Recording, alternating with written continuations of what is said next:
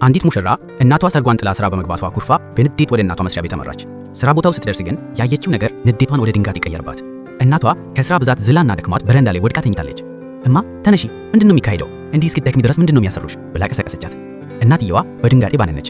ነገር ግን የሚመጣውን አለቃ ስታይ አይኖቿ በጭንቀት ሰጠጡ። ልጄ ድምፅሽን ቀንሽ፣ በኋላ እናወራለን፣ አለቃ እየመጣ ነው ብላ በፍርሃት ተናገረች።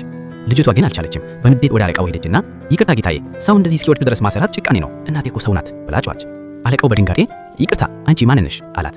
እናትየዋ በፍርሃት ጣልቃ በመግባት ልጄ ናት ጌታዬ፣ ሰርጓ ላይ ስላልተገኘሁ አዝናብኝ ነው፣ ደግሞ ስለሰጡኝ 2000 ብር ቦነስ በጣም አመሰግናለሁ አለች አንገቷን ደፍታ።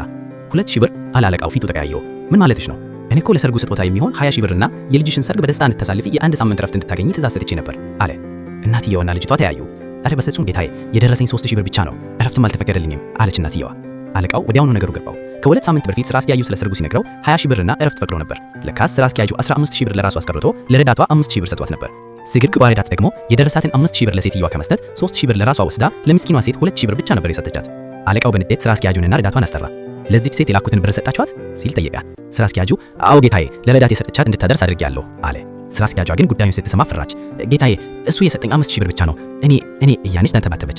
ስራ አስኪያጁ መውጫ መንገድ ሲያጣ የቀረውን 15000 ብር ለቢሮ ማደሻ አስቤው ነው ያስቀረቡት ብሎ ዋሸ። አለቃው በንዴት ቱግ አለ። ወደ እናትና ልጅቷ ዞሮ አያችሁ አይደል፣ ድርጅታችን የማያድገው በእነዚህ ሌቦች ምክንያት ነው። እናንተን እየዘረፉ እኔን ጨካኝ ታስመስላላችሁ ሁሉ አለ። ወዲያውኑም ወደ ሰራተኞቹም ዞሮ በንዴት የድሃ ጎሮሮ እየዘጋችሁ እኔን የምታስወቅሱት እናንተ ናችሁ፣ ፖሊስ ሳልጠራ አሁኑኑ ከፊት እጥፉ፣ ሁለታችሁም ተባራችኋል አላቸው። የሰው ሀቅ መብላት መጨረሻው ውርደት ነው። ስግብግብነት ያዘውን ያስጥላል። እውነት ትዘገያለች እንጂ መውጣቷ አይቀርም።